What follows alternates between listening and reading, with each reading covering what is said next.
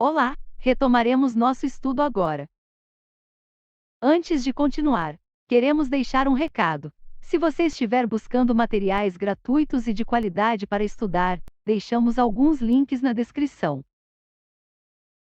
Agora vamos prosseguir. Título 4. Das medidas pertinentes aos pais ou responsável. Artigo 129. São medidas aplicáveis aos pais ou responsável. Inciso 1º. Encaminhamento a serviços e programas oficiais ou comunitários de proteção, apoio e promoção da família. Inciso 2º. Inclusão em programa oficial ou comunitário de auxílio, orientação e tratamento a alcoólatras e toxicomanos. Inciso 3º. Encaminhamento a tratamento psicológico ou psiquiátrico. Inciso 4º. Encaminhamento a cursos ou programas de orientação. Inciso 5º. Obrigação de matricular o filho ou pupilo e acompanhar sua frequência e aproveitamento escolar. Inciso 6º. Obrigação de encaminhar a criança ou adolescente a tratamento especializado. Inciso 7º. Advertência. Inciso 8º. Perda da guarda. Inciso 9º. Destituição da tutela. Parágrafo único. Na aplicação das medidas previstas nos incisos 9 e 10 deste artigo, observar-se-á o disposto nos artigos 23 e 24. Artigo 130.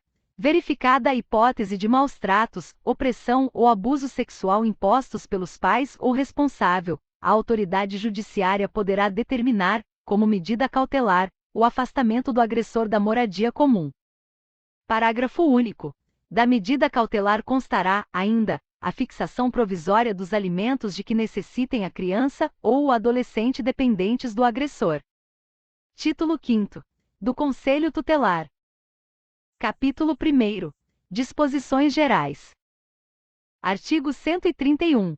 O Conselho Tutelar é órgão permanente e autônomo, não jurisdicional, encarregado pela sociedade de zelar pelo cumprimento dos direitos da criança e do adolescente, definidos nesta lei. Artigo 132.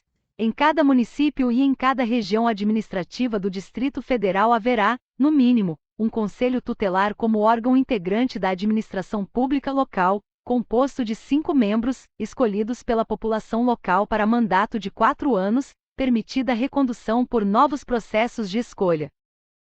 Artigo 133. Para a candidatura a membro do Conselho Tutelar, serão exigidos os seguintes requisitos. Inciso 1º. Reconhecida idoneidade moral. Inciso 2º. Idade superior a 21 anos. Inciso 3º. Residir no município. Artigo 134. Lei municipal ou distrital disporá sobre o local, dia e horário de funcionamento do Conselho Tutelar, inclusive quanto à remuneração dos respectivos membros, aos quais é assegurado o direito a. Inciso 1º. Cobertura previdenciária. Inciso 2º. Gozo de férias anuais remuneradas, acrescidas de 1/3 do valor da remuneração mensal. Inciso 3º. Licença maternidade. Inciso 4º. Licença paternidade. Inciso 5º. Gratificação natalina. Parágrafo único. Constará da Lei Orçamentária Municipal e da do Distrito Federal previsão dos recursos necessários ao funcionamento do Conselho Tutelar e à remuneração e formação continuada dos conselheiros tutelares. Artigo 135. O exercício efetivo da função de conselheiro constituirá serviço público relevante e estabelecerá presunção de idoneidade moral. Capítulo 2º. Das atribuições do Conselho. Artigo 136. São atribuições do Conselho Tutelar. Inciso 1º. Atender as crianças e adolescentes nas hipóteses previstas nos artigos 98 e 105, aplicando as medidas previstas no artigo 101, 1º a 7º. Inciso 2º. Atender e aconselhar os pais ou responsável, aplicando as medidas previstas no artigo 129, 1º a 7º. Inciso 3º. Promover a execução de suas decisões podendo para tanto. Alínea A. requisitar serviços públicos nas áreas de saúde, educação, serviço social, previdência, trabalho e segurança. A linha B. Representar junto à autoridade judiciária nos casos de descumprimento injustificado de suas deliberações. Inciso 4. Encaminhar ao Ministério Público notícia de fato que constitua infração administrativa ou penal contra os direitos da criança ou adolescente. Inciso 5. Encaminhar à autoridade judiciária os casos de sua competência. Inciso 6. Providenciar a medida estabelecida pela autoridade judiciária, dentre as previstas no artigo 101, de 1º a 6º, para o adolescente autor de ato infracional. Inciso 7. Expedir notificações. Inciso 8. Requisitar certidões de nascimento e de óbito de criança ou adolescente quando necessário. Inciso 9. Assessorar o Poder Executivo local na elaboração da proposta orçamentária para planos e programas de atendimento dos direitos da criança e do adolescente. Inciso 10. Representar, em nome da pessoa e da família, contra a violação dos direitos previstos no artigo 220, parágrafo 3º, inciso 2º, da Constituição Federal. Inciso 11. Representar ao Ministério Público para efeito das ações de perda ou suspensão do poder familiar, após esgotadas as possibilidades de manutenção da criança ou do adolescente junto à família natural. Inciso 12. Promover e incentivar, na comunidade e nos grupos profissionais, ações de divulgação e treinamento para o reconhecimento de sintomas de maus-tratos em crianças e adolescentes. Parágrafo único. Se, no exercício de suas atribuições, o Conselho Tutelar entender necessário o afastamento do convívio familiar, comunicará incontinenti o fato ao Ministério Público, prestando-lhe informações sobre os motivos de tal entendimento e as providências tomadas para a orientação, o apoio e a promoção social da família. Artigo 137.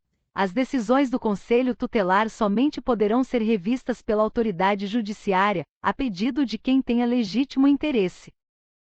Capítulo 3º. Da competência. Artigo 138. Aplica-se ao Conselho Tutelar a regra de competência constante do artigo 147. Capítulo 4. Da escolha dos conselheiros. Artigo 139.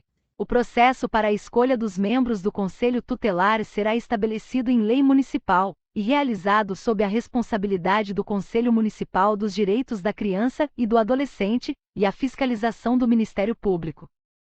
Parágrafo 1º. O processo de escolha dos membros do Conselho Tutelar ocorrerá em data unificada em todo o território nacional, a cada 4 anos, no primeiro domingo do mês de outubro do ano subsequente ao da eleição presidencial. Parágrafo 2º. A posse dos conselheiros tutelares ocorrerá no dia 10 de janeiro do ano subsequente ao processo de escolha. Parágrafo 3º. No processo de escolha dos membros do Conselho Tutelar, é vedado ao candidato doar, oferecer, prometer ou entregar ao eleitor bem ou vantagem pessoal de qualquer natureza, inclusive brindes de pequeno valor. Capítulo 5. Dos impedimentos. Artigo 140. São impedidos de servir no mesmo conselho marido e mulher, ascendentes e descendentes, sogro e genro ou nora, irmãos, cunhados, durante o cunhadio, tio e sobrinho, padrasto ou madrasta e enteado. Parágrafo único. Estende-se o impedimento do conselheiro, na forma deste artigo, em relação à autoridade judiciária e ao representante do Ministério Público com atuação na Justiça da Infância e da Juventude, em exercício na comarca, foro regional ou distrital. Muito bem, você concluiu o estudo do texto. Se gostou do vídeo, deixe um like. Com isso, mais pessoas poderão conhecer nosso trabalho. Por hoje é só. Obrigada e até breve.